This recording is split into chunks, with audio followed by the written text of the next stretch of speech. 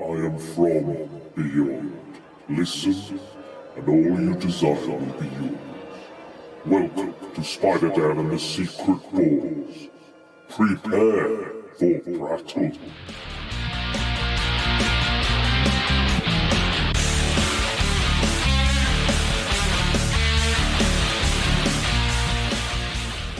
Secret Stories. Yes, so this is nowhere near to the power level of magic, No. but this is Bailey Hoskins. So there was a series quite recently, to be fair, 2016, I think, by Max Bemis and Michael Walsh, called The Worst X-Man Ever, otherwise known as Firecracker. I think that's kind of the nickname he tried to give himself anyway, but no one gave it to him because he's shit. But this series was set on an alternative Earth, TRN 656 or 1512 or whatever it is. But it was just so much fun because it was a 5-part, so you knew that it wasn't going to stretch out too long.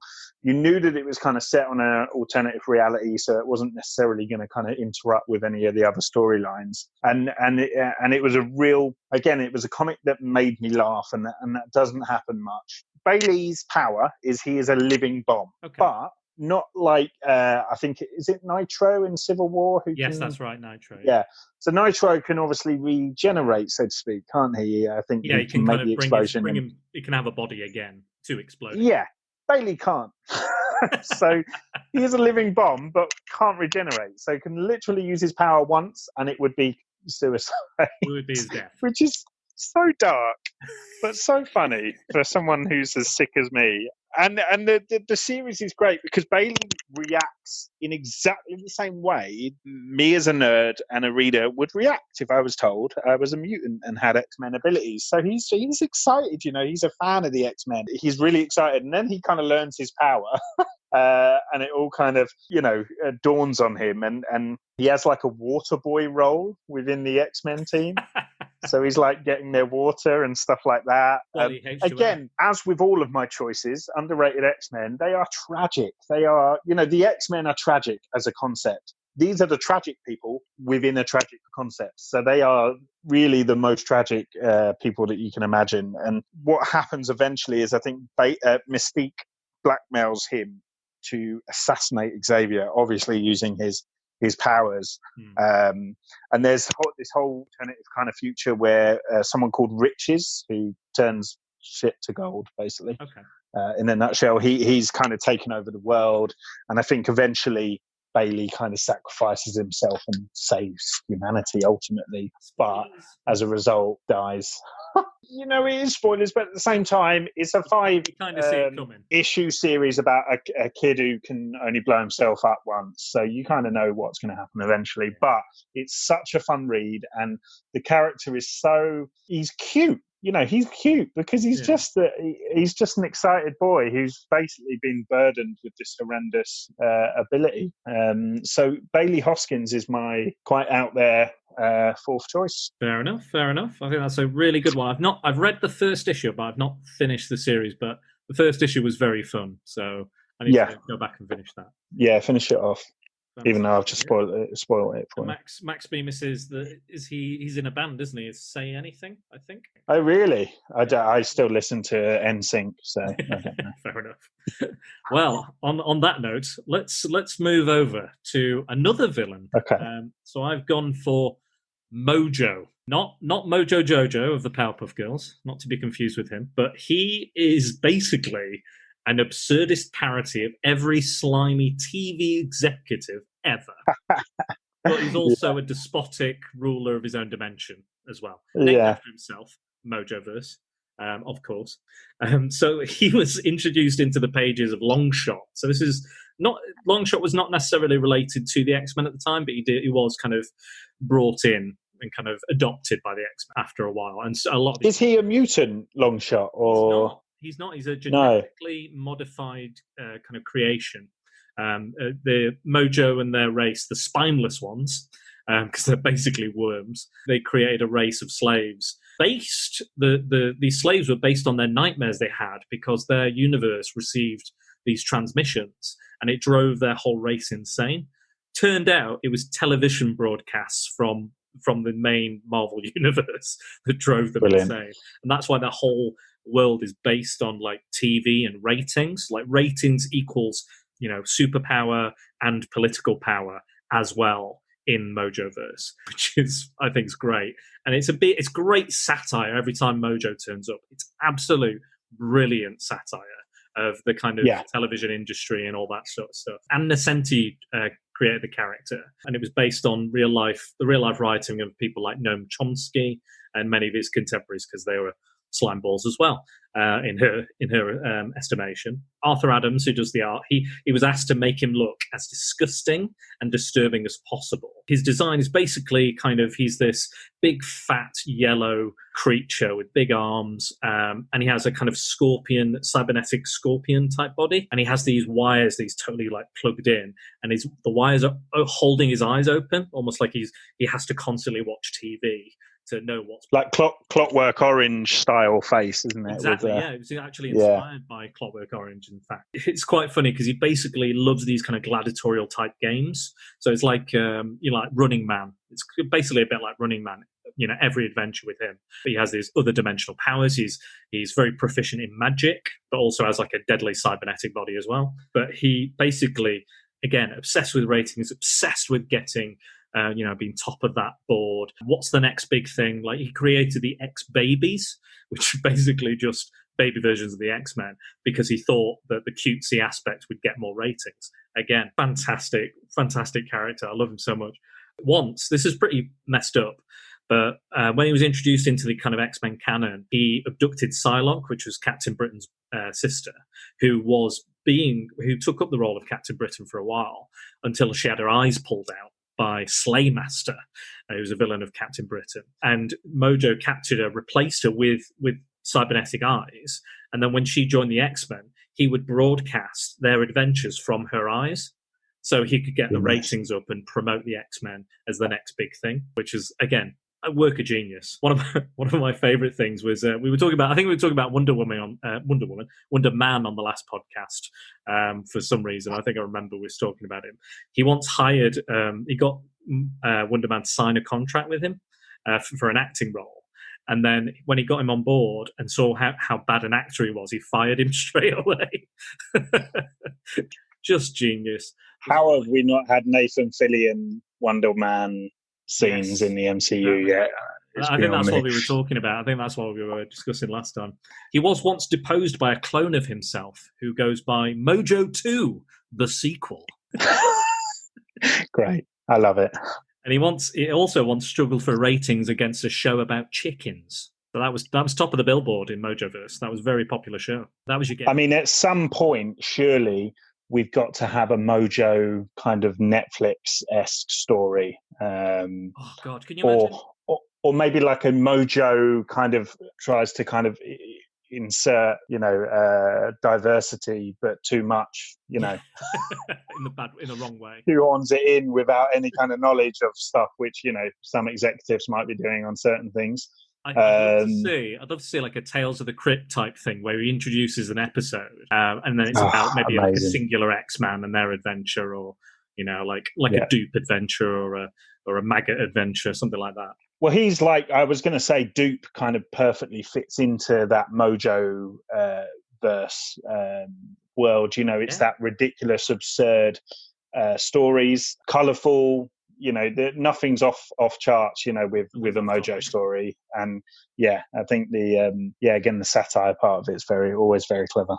Yeah, and it kind of works, and it will always kind of work on some level because we'll always have some sort of kind of televised, or YouTube videos, whatever. We'll always have something like that. But I think his most evil thing that he ever did was in 2016, he revealed to Howard the Duck that he actually created the 1986 Howard the Duck movie. Yeah. Amazing. Yeah. So I think that's definitely of all that. He's had slaves. He's that is dastardly beyond belief. That's the most evil thing he's done. So did he take the form of George Lucas then? Maybe. Never forget duck tits. Duck tits. Woo! But yeah, that's Mojo. You like slimy, yellow, spineless ones. he's the character for you. No, that's a great choice. I love it. Jabba the Hutt on stilts. Yeah, pretty much. Yeah, I can see that. What's your next one? Okay, well, this is my last one, I believe. Yes, yeah. So my last one is Trevor Hawkins, aka iBoy. So I am going to be predictable and return to my favourite series, Wolverine and the X-Men by Jason Aaron and Chris Prattle. He debuted in issue 19 of that. So it kicked off quite a bit, actually, already. And he was very slowly kind of integrated. You kind of saw him in classroom scenes and stuff, in the background. And he'd have the odd line here and there. And very kind of slowly integrated. But basically, in a nutshell, his power, he has eyeballs everywhere, eyeboy. So, yeah, he's got multiple eyes. But over time, throughout the adventures of the, Jean Grey School, he learned new things about his powers. So he could basically pick up, because of all the eyes on his face and body, he could pick up power signatures. He could see power signatures, or see radiation, or see electricity or magic that other people couldn't see. Kind of which was, anything beyond human vision, so to speak, he could potentially see or sense. And that came in handy, in various adventures. This is a strange one, but because of his eyes, he was an expert on body language. So he could sense the most minute bit of like body language, or if scenery had changed slightly, he could sense that. Yeah. And so on the surface, these are all fairly kind of useless powers. But little did the team know that Trevor was basically going into the danger room at night, and he was secretly training himself in combat. And because of the eyes on his body, it heightened that sense, and he's actually an expert marksman. Wow. So he could probably give the likes of Hawkeye a run for his money, or Domino, or whoever, because he can see all. So being covered in eyes, does that not make him like super sensitive to like light and things like that, or just super sensitive? You'd think that. I think they might have glossed over that. I'm not sure. Because when I get something in my eye, it's horrendous. I guess he can just kind of cover that eye, and he's still got 50 left. He's another character that comes across in a kind of very meek fashion. He's this skinny, long blonde haired boy. Kind of looks like he should be in Hanson. And again, the visually, the mutation is out there. The eyeballs are all there on his face for the world to see. And I love that he was kind of ashamed, and I think a lot of people weren't really took him for granted, and the idea of him secretly kind of training to become this expert marksman, in the danger room, and then what happened in issue 29 of that series is there was like a flash forward to the future, or a version of the future. And he's at this point based like a space shuttle that circulates Earth, and he's almost like a monitor for planet Earth. So he's like looking after planet Earth, so he can see everything, on Earth basically from space. He can sense everything and sense attacks.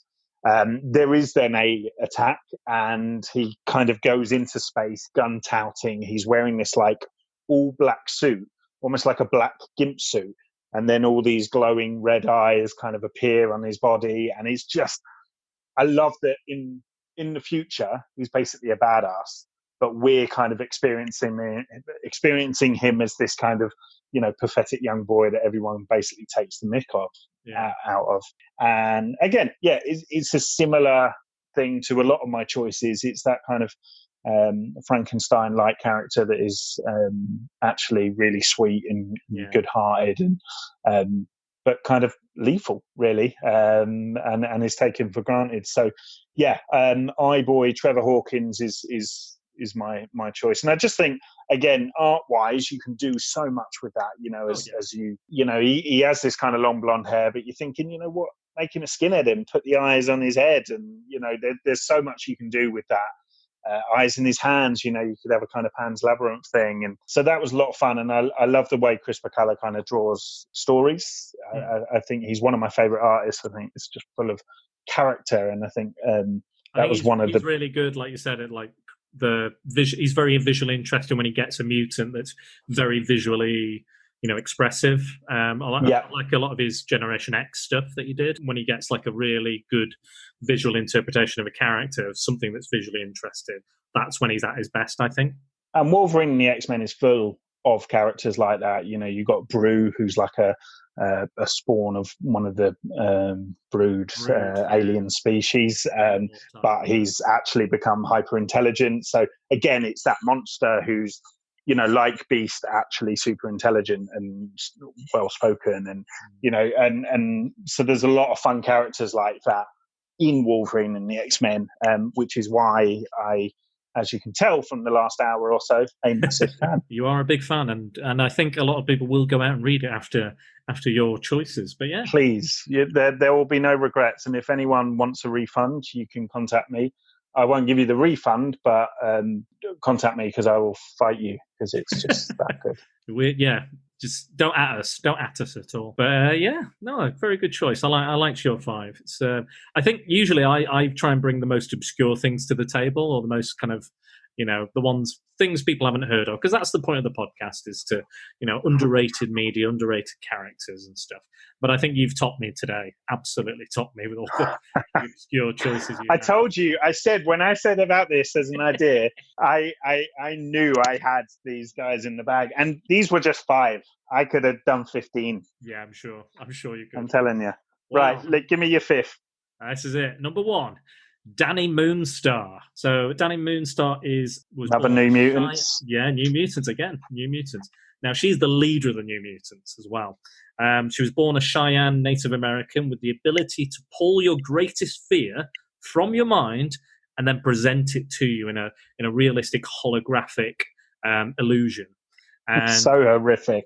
That's a terrifying superpower on its own. Like, when it works, it really works. When she was younger, though, she struggled to control it, which actually led to her kind of a lot of her relationships deteriorating and being ostracized and, not making friends. She can't help it. She just goes, that's what you're afraid of. I'm going to show it you and everybody else what you're afraid of, which obviously is quite, makes a lot of people quite insecure.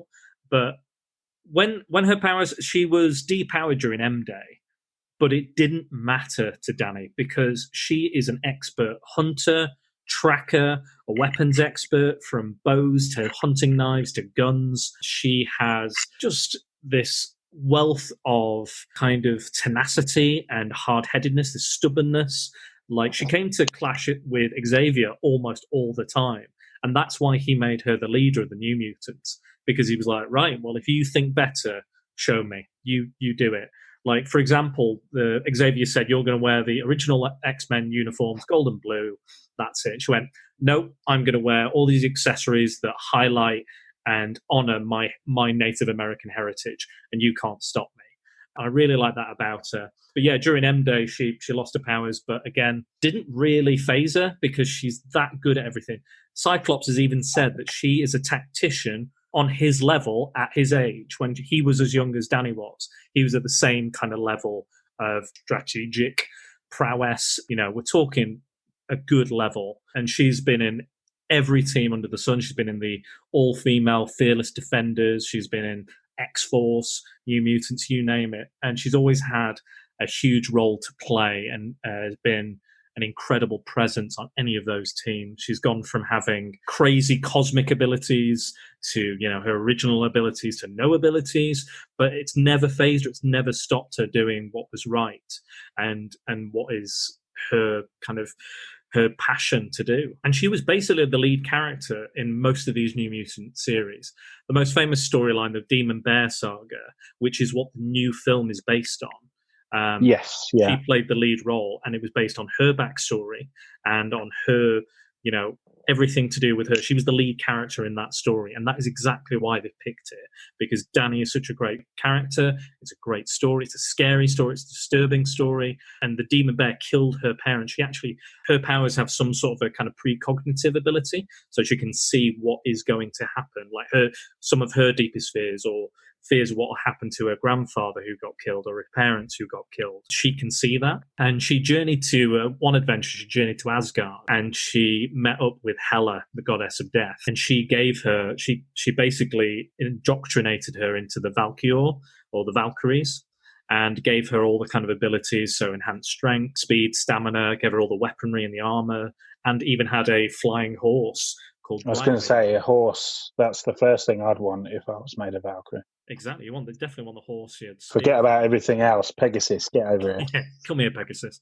But yeah, so then she had the weaponry to go along with it, and again, master with all these kind of weapons. She lost those powers, in the 80s, but she kept maintaining the precognitive powers, which were enhanced, so she could literally see death coming. She even fought death and won on several occasions, the personification of death, or Lady Death, or Madam Death in the Marvel Universe.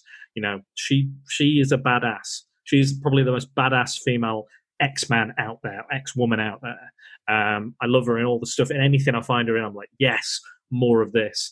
One of my favorite kind of badass moments she has is she's been tortured for quite a while, and her arm has been broken, and she gets a bow and arrow and fires it with her foot, and gets an instant kind of headshot on this villain, which is just absolute badassery from Danny Moonstar. I just think she's great. She's up there for me. She's up there with a lot of the kind of main X-women, up there on Storm level. She's just, it doesn't matter about the powers. She can have them, she can not have them. She's just still incredible, and an incredible leader. I just love her so much. She's so bloody good. You can't fault her. She even, when she got her, when she lost her powers on M-Day, she bargained with Hela to get her Valkyrie powers back, and kind of sold her soul a little bit to Hela to do that. This power upgrade, allowed her to pummel Ares, the god of war, the Greek god of war, into a bloody pulp. And, the Ares, the god of war, is on Thor, Hulk, Hercules strength level, power level. So that is impressive in its own right. But she also, she couldn't have just done that with physical strength. She has the capable fighting prowess to do that. And then that upgrade just helps with that. Brilliant character, brilliant New Mutant, brilliant X-Man, leader, tactician, all of those. Just fantastic. I love this character so much, and I need to read more of her stuff all of the time. Give me more. But yeah, that is my number one underrated X-Man. It's a great choice. I think that team, the New Mutants, all could have been in this countdown in their own way. I'm a big Cannonball fan. Yeah. Although Cannonball has got a bit of love in the comics recently with him joining the Avengers and whatnot. Yeah, and Sunspot as well. Sunspot joined as well. And Sunspot, yeah. But I mean, Cannonball again, it's another power that just looks horrific. The bottom half of him explodes basically. So that whole team. So I commend you on your choices there. Well, thank you. So can we have some shout outs? Have we got time for some shout outs? We do. How long we got? I think we've run over a little bit, but that's fine. I can cut it too. Don't worry. Another hour. More. Let's do more. Another 5. Quick shout outs then. Toad is a villain one for me, just because I'm a massive fan of Toad. I've dressed up as classic Toad before, Ray Park Toad. I love the idea of this pathetic kind of henchman, Toad by power and Toad by personality. It's I love that kind of jester costume that they put him in, almost to humiliate him even more than how he does himself. Then he was kind of obviously made a little bit badass by Ray Park, and that worked just as well. It is actually quite cool, his power set, if you portray it in a different way as well. And I love both versions. Again, I know I'm sounding like a broken record, but Wolverine the X-Men has Janitor Toad, which was just genius. It was funny. It was tragic. They did this weird kind of secret love story with him and Husk, and it was kind of beautiful and tender, and I really rooted for them. And so big fan of that. While I'm on the subject of Wolverine and the X-Men, again, I could probably list all those kids, but Quentin Quire is not only an underrated X-Men, he is one of my favorite. I'm not going to say favorite because I still think Colossus holds that for me, but Quentin Quire is up there to the point where I have a Kid Omega tattoo on my arm. It was one of the first tattoos I ever got.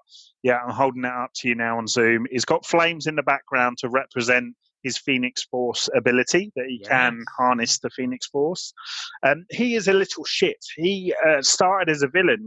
He was a a potential terrorist, basically, for the X-Men. He obviously has these really kind of right-wing views.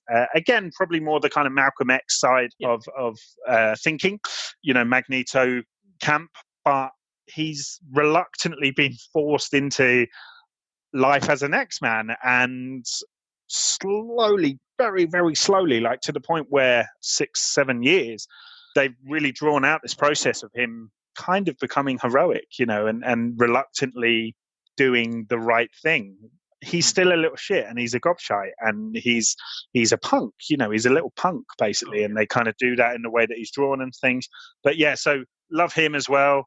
I mean, I could go on forever.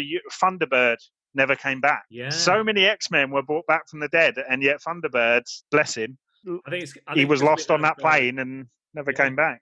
I think it's because we have Warpath instead. I think that's probably why they've never really. Yeah, they kind of brought in Warpath, and again, it just kind of felt a bit weak that here's his son, who's very, very similar. Was it his son or I think it's brother, grandson, brother? I think it's John and Jane from another mother. Star, wasn't it? But yeah, so I mean, the X-Men is full of characters like that, and that's kind of the joy of it. Really, is that they could honestly release hundreds of spin-offs because each character, each even background character, the likes of Beak and Eyeboy, resonate with people in profound ways, really. Yeah. So they're my little shout outs anyway. I needed to make sure that I got those off my chest. Cool. I've got a relatively long list because I found this a very hard list to make. So I'm just going to reel them off really quickly for you, okay? Give us the top of the pops, like style, at number 10. Nightcrawler, Legion, Warlock, Selene, Dr. Nemesis, Caliban, Havoc, Arcade, Mad Jim Jaspers, Cameron Hodge, Vulcan, Silver Samurai, Lockheed, Karma, Gladiator, Multiple Man, Polaris, Lilandra, Agent Brand, Proteus, X-23, Warpath, Sauron, Megan, Rachel Summers, Glob, Blindfold, Moira McTaggart, Phantom X, Banshee, Sunfire, Dust, Strife, Anole, and the most underrated X-Man, Dazzler. Amazing. Yeah, I'm literally not going to dispute any of those at all. Dr. Nemesis sticks out for me as a great choice. Again, another lovable asshole. The X-Men's full of them. Arcade, I think you mentioned there as well. A great villain there. Again, visually, you can have so much fun and be so ridiculous with the Arcade stories. And so that's great. There's a lot of places you can. I mean, how often do the X-Men in the movies end up in like a giant pinball machine? I know. There's not many characters that do, really, but the X-Men seem to constantly be in pinball. There you go, brilliant. We've got a few listener comments. I put up a very late post about this because it was kind of all the research I was doing and other stuff I kind of forgot. So just did it. It's a very busy time during lockdown, Dan. We're all very busy. So Andrew Ferguson, his underrated X-Men he mentioned was Pixie, Armor. Yeah, good choice. Rockslide, and Cyclops. Okay. Cyclops is an interesting choice because I think Cyclops got a lot of... I hated Cyclops as a kid in the animated series. He was always my least favourite. I was never drawn to him when I started reading comics with the original stuff and the Jim Lee stuff.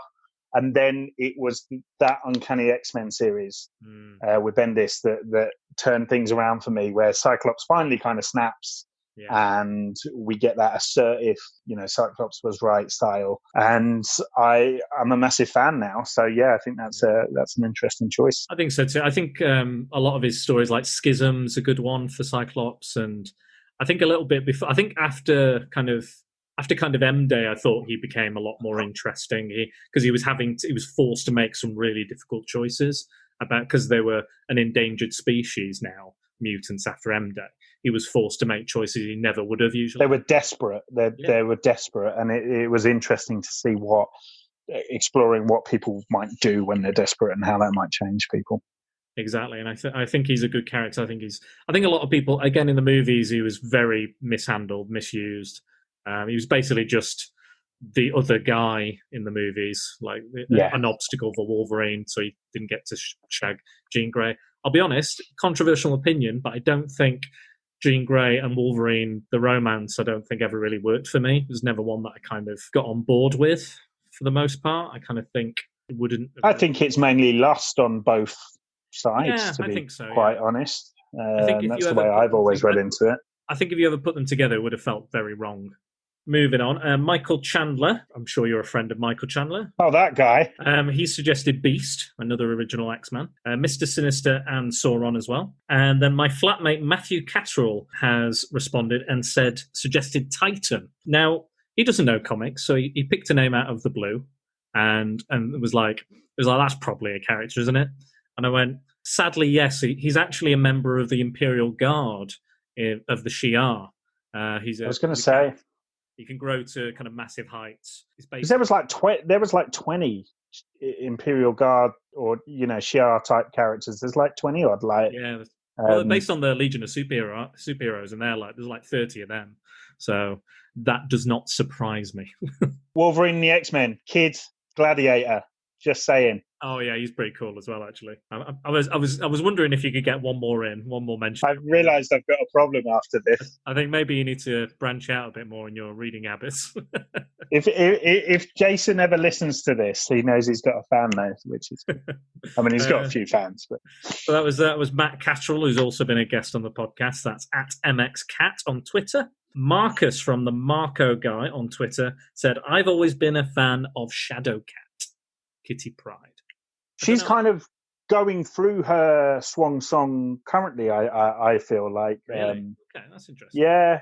There's some really interesting stuff going on with her character. So she's running this Marauders team, and they've almost like kind of given her this like pirate-like attire, and she's got a broken nose because she couldn't get into Krakoa, and she's pissed, and it's kind of great. But like she had that defining moment, similar to Colossus. Yeah, that's a good run as well. So I think Joss gave her some love during that, because before that, I think she was a bit pathetic. And she was partially the inspiration for Buffy the Vampire Slayer. Oh right, okay. And Cyclops as well, because of Buffy Summers. There you go. There we go. Do you know what? I thought I'd come on here not learning anything, and I was wrong. Well, there you go. Information. I've learned one thing. So yeah, that's us. So you can find us on the podcast on Facebook at Secret Balls. On Twitter, it's Dan_Balls. Instagram, Spider Down the Secret Balls. And the podcast is available on Podbean, Apple Podcasts, Google Podcasts, Stitcher, Spotify, YouTube, many, many more. Where can they find yourself, Ben? You can find me on YouTube now. I know when I did this with you before, I was in hibernation, but due to the current situation, I'm so bored. I've started making videos for no one to watch again. So if you are that way inclined, go to YouTube and search Straight Outta Crampton. Outer spelt like incorrectly, Outta. And you will find me and hopefully some hilarity around what's going on at the moment. I'll tell you what, I'll tag your YouTube channel, the link, or in the posts that I make. Do it. Twitter, any help Facebook. Is needed. But it's good stuff. So I'll be watching, definitely. Thank you so much for joining me today. I know it's not as intimate as being in front of you, but it's a closer process. I've loved it though. I've loved it. I could honestly talk about X-Men for a silly amount of time, so I've really enjoyed it. We could always do something new or something else on X-Men whenever you fancy. Whatever you fancy, let me know, because I'm very much open for ideas at the moment. If you guys have any ideas for podcasts, I'm going to be off for the next 3 weeks, so I've got a lot of spare time. I'd like to keep myself productive. So yeah, any ideas, let me know, and we can do another one for you, with yourself, or any other ideas that maybe the fans want us to come back again, and they'll pick something for us to do, perhaps. What do you want to hear my monotone voice talk about for an hour and a half? Anything. Let us know. It's a lovely voice. Don't sell yourself short. I sound like Zippy from Rainbow. Don't worry about it. Right. Well, that's us. Hope you enjoyed this one, guys, and we'll see you very, very soon.